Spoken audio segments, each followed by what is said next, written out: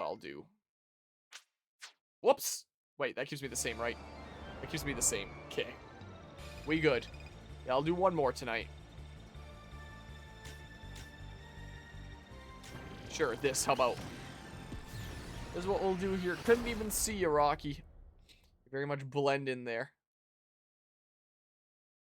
But yeah, I really, really hope I don't have to do a third playthrough. 3, 2, 1, start! Because my god. Please. Smack! Wah! Love the music so much. Smack! Can I inhale one of these guys, please? Dang it. Darn you! Fire! Where are you? There, jeez. What to say, I don't have to use my special, do I? Assume you wouldn't have all that much health on casual mode here. Mythic redeeming quack. Well. New machine? Heck yeah. Paper Star, let's go!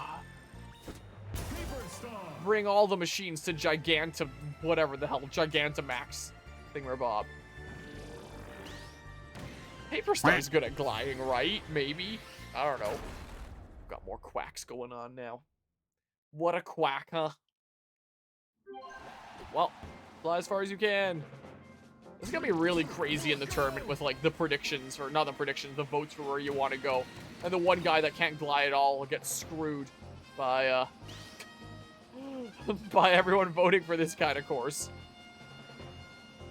My intended format for the tournament that's going to go on at Janland is round 1, we're going to be doing Air Ride. Round 2, which will probably be the semifinals, we're going to be doing City Trial. And then if there is a final round on top of that, because we had, like, enough participation, then I'm going to say, everyone gets to choose one thing. It's your choice. So when it's your turn, do you choose Air Ride? Do you choose City Trial? Or do you choose Top Ride, probably ×2 for half points each, because, like, because Top Ride is so short. That's my intended format for the tournament. So, starting out with Air Ride and everyone kind of getting into the game and understanding it and stuff like that. Then the absolute chaos of City Trial, and then you can choose. Do you want to do more of that? Or, like, do you want to do something different with Top Ride? Or what do you want to do? I could have changed my thing there. I'm realizing. Sure, destroy boxes. Also, there's a work email here that maybe I should have a quick look at. Yeah, I can reply to this later. It's fine. Don't worry about it. There's an email about an appointment tomorrow. Oh my god, I missed the thing. Oh, I guess I don't need the things. It's just destroy X amount of boxes. Wasn't paying enough attention. View. My god. Well. Okay, do that. You guys just kind of chilling over here? Is that what happens on casual mode? Maybe? But yeah, if you're a duck who's a drug addict, does that make you a quackhead? Depends what kind of drug you're addicted to. Are you addicted to quack? Ow, jeez. I just pressed the wrong part of my finger against the controller here. Which sounds weird at first. But yesterday, I had a little bit of... What the heck is this? Wow. I had a little bit of a disaster yesterday morning where, like, I'm brushing my teeth, I'm checking my indoor tomato garden here, and I saw a shoot that was, like, pretty much dead, a stalk that was dead and done for on one of my tomato plants. Like, it looked pretty alive close to where it attaches to the main plant, but further out, like, it was completely dead and it was toast, so I was like, alright, I'm gonna cut that off. And usually I'm not the kind of person that makes a mistake like this, but I cut off the wrong stalk. You're gonna leave when the time runs out. I cut off, like, one of the best live ones, not the dead one that I was trying to cut off. And I was really beating myself up about it. I had a few choice words about making such a mess up like that. That was basically how I got the screenshot that made up the, little fun fact, a little behind the scenes. The thing that I did there, I did not find that image online. I got that from my own play. Whoops. That's display capture 1. Because I wanted, like, a good Frozen background kind of thing for, like, Janland, the January line event. So I literally just did that course until I was able to screenshot, like, that thing. I saved a clip, and then I screenshot the exact moment. Anyway. Cut off the wrong stock. I cut off, like, one of the best live ones. So I kind of had to, like, panic graft it back on. Like, I am like, fairly confident at grafting nowadays. So I grafted it back on, and now I'm gonna have to wait, like, the next couple days to see if it heals back on and is able to, you know, kind of form together as one plant again. I grafted it back onto a slightly different position than it was at before, just because it was easier location to graft. And in the process, I sliced my finger open. So I have a little bit of a knife wound on my finger end here, and I just pressed that against, like, the inside button of this controller by accident. And then, like, I was already running late for work, and then I went to leave, and then with all the crazy snowfall and slush and new snow coming and melting and all this stuff with it being warm lately, I got stuck. I pulled my car out of the driveway. It's just front wheel drive. I got stuck. I had a few choice words then as well. So I was kind of dipping back and forth between getting out of my car, trying to shovel some snow out from underneath my tires and be able to get some better traction, and getting back into the car and going forward, reverse, turning the wheels all which way, trying to rock my car out of there. I forgot to change my vehicle again. Damn it. And eventually I got free and back onto my driveway, and I was like, alright, this time, you know what, short race. This time, I'm gonna go at it with some speed and get out of here. So I went at it with some speed, and I got stuck a second time. So I went at it again. This time it was a lot shorter time of being stuck. I managed to get unstuck there. And then I was on my way to work, running a little bit late. And then I was on one of those neighborhood roads on the way, where it's like, the city has piled up so much snow on the side that it basically takes up like a lane's worth of space.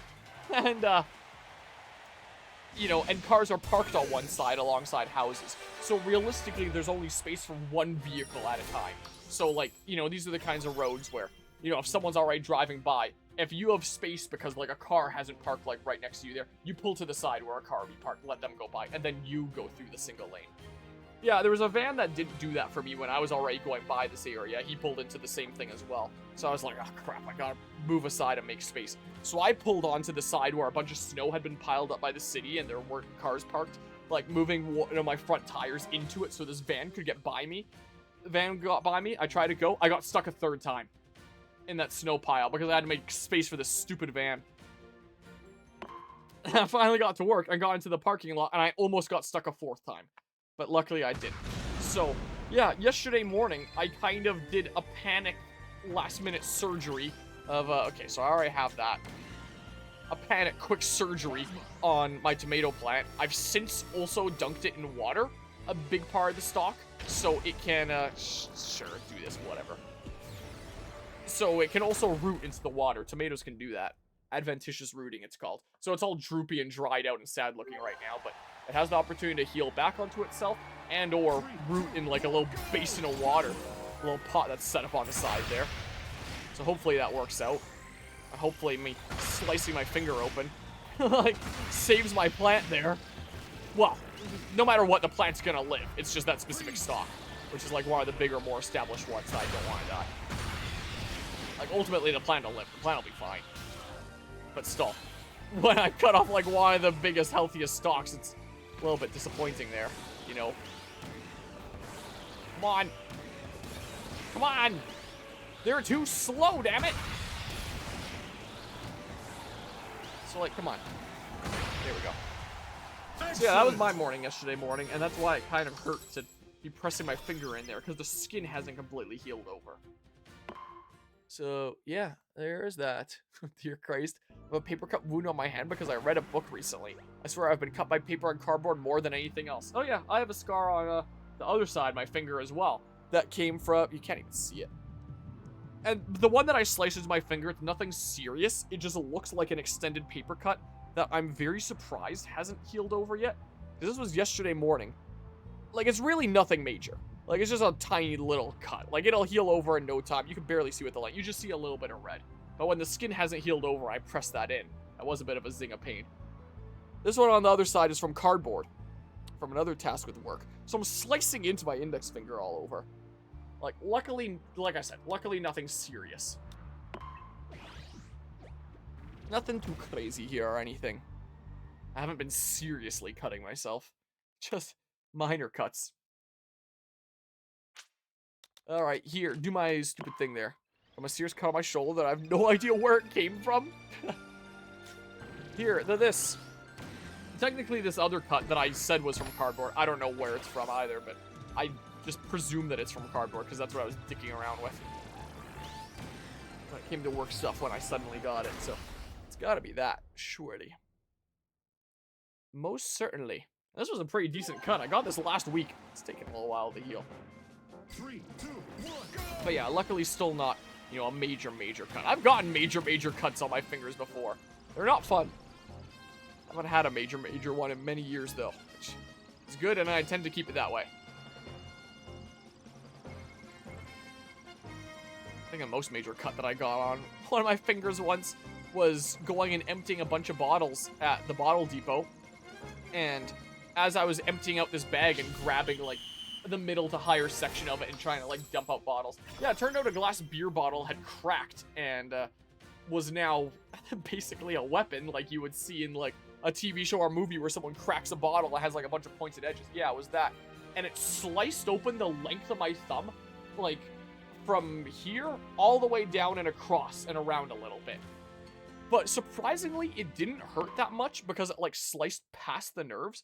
But that was the most that I've ever seen my hand bleed. Like, it was very profuse. They didn't have any band-aids on site there. Yeah, the person that was manning the till there at the bottle depot was just giving me some of the paper, like, tickets that they used to fill out, like, you know, what your return is and stuff for me to try and stop it. Because it was quite profuse there. I was kind of shocked how profusely it was bleeding for how little it hurt. But I have that scar to this day. I have a little kind of oblong line along my thumb to this day now. That's definitely the most seriously I've ever cut my finger/hand. That one wasn't fun. But surprisingly, that hurt less, at least initially there, than cutting my finger yesterday, where I'm like, you know, not slicing deep in like I was showing there, not a super serious cut. But it's like a paper cut on steroids is what this little thing is. Whereas, like, the super deep glass slice in is like, oh, yeah, it's past the nerves. Sure, there's a lot of blood, but, like, who cares? You know? It's funny how those things work in terms of the amount of pain you receive, huh? Funny how it goes. But yeah, anyway, I'm slicing my finger here, and it sucks. It's those little cuts that barely drop blood, and then all those nerves are exposed to air, and then you just kind of suffer in pain. From a certain point of view, it would be better if they cut deeper and drew up more blood and block the nerves. Alright, back out now. No, freaking... I'll resume next time. It's 10:20. I should go get some sleep. I have work tomorrow. I have time this weekend. It's the last weekend before Janland, so I'll try to get this done before Janland. Get this final stupid character unlocked. How funny would it be if during my Janland tournament there wasn't a single person that selected No RDDD as a character? Like, it would be a little funny.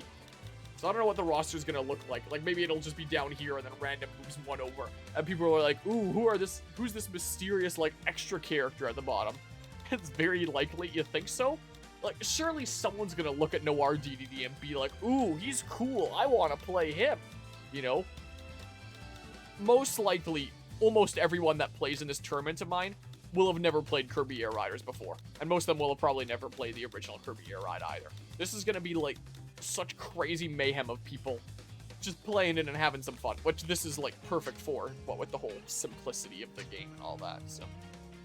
Yeah, it'll be something here. So yeah, I've got a little bit more stuff to chip away at, and then we'll get that tournament underway. So, yeah, there's gonna be some cool Kirby Air Riders stuff coming up next weekend. For now, I'm gonna get some sleep. Appreciate everybody that tuned into this stream of playing through Final Fantasy VII Ever Crisis Advent Children tonight. And then, a little smidge of Kirby Air Riders that, you know, again, I thought I was done with the playthrough. Guess I'm not. I'm back. So, yeah, I'll do a little bit more chipping away at this in the coming days. But I should be able to, like, bum rush speedrun road trip here. It should be okay. Good night. May you have dreams of gambling and oatmeal. Oh, I'm sure I will here. I'm Mythic using those hard-earned gambling points to redeem Quack, I see. Ah, yes, the best points redemption. I'm out of here for now. Until next time, there it is again. Take care, and see ya. Goodbye.